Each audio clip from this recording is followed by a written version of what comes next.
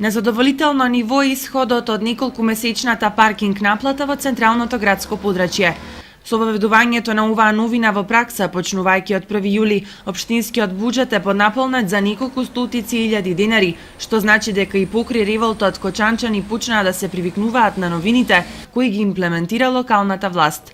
Пресметките на КЈП Водовод како друштво кое стопанисува со паркингот се следните.